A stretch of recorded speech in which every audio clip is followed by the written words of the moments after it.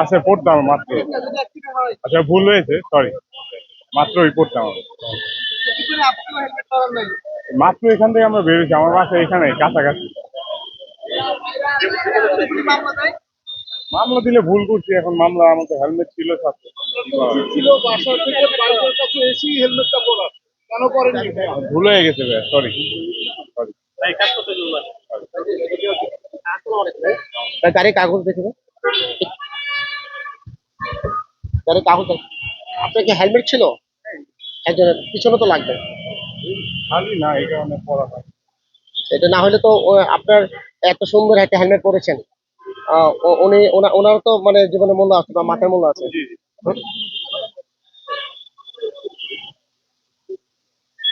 লাইসেন্সটা কেন? Driving licence. আপনি কি করেন ভাই, কি করেন? আমি টিচার। টিচার টিচার কোথায় আছেন? ধানমন্ডি প্রাইভেট লেভেল আপনাদের জাতির বিবেক বা মেরুদণ্ড অবশ্যই আপনি যদি এই করেন তাহলে তো মানে কি বলবো, আপনার কাছে তো অনেকে শিখবে।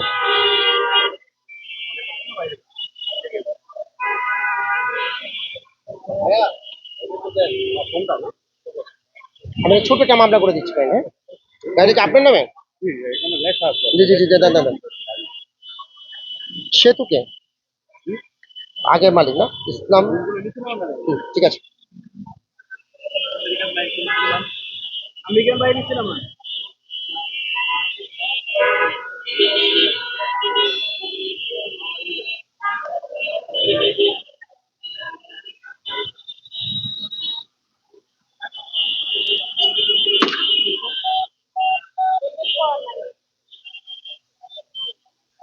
भैया बोलो, हम तो भूल रहे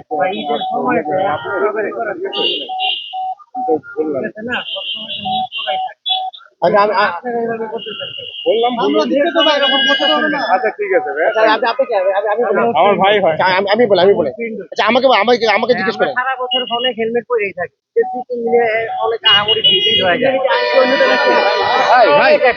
ঈদের মধ্যে কি হেলমেট? ঈদের হয়ে পরবো। বলছিলাম আপনি হেলমেট ভাই আগে করেন না তো, মানে ভিউ কামানের ধান্দায় আপনার একটা হেলমেট, এটা কি অনেক বড় ইস্যু? হেলমেট পরে এটা অনেক বড় ইস্যু। অনেক বাংলাদেশে অনেক ইস্যু আছে, এইভাবে আপনি দেখতেছেন না? অনেক কিছু আছে বাংলাদেশ ঘটতেছে, ওইখানে যায় না।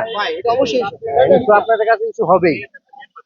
ঢাকা শহরে অনেক বড় বড় কিছু আছে, ওগুলো নিয়ে কারো মাথা নেই। হেলমেট পরে নিয়ে ওইটা নিয়ে মাথা নেই। অবশ্যই হ্যাঁ, আপনারা আপনাকে যতটুকু অপরাধ করেছে ততটুকু আপনাকে প্রতিষ্ঠান অনেক কাটা হয়েছে। অপরাধী হয় ঢাকা শহরে, ওটা আমরা দেখি। আচ্ছা এটা কিভাবে এখন দিবেন? না না, ভুল কাজ করবে কেন? পুলিশ তো সবসময় সঠিক কাজই করে। আমরা কি বলছি ভুল কাজ করছে? আমি কি এখন নিতে পারবো? হ্যাঁ, দিতে পারবেন। কিভাবে নিব একটু বলেন। আমি বলতে ইচ্ছা করে নিয়ে নে। ঈদের সময় এখন মানুষ একটু বের হবে একটু বিনোদন করার জন্য, ঠিক আছে না? এখন তো এরকম ভিড় ভাট্টা নাই, মানুষের জ্যাম আছে এরকম, এতটা কোনো কিছু নাই। এখন মানুষ আসবে একটু ঘোরা বিনোদন করার জন্য, হেলমেট নাও থাকতে পারে মানুষের, সবসময় তো ভাই এক না।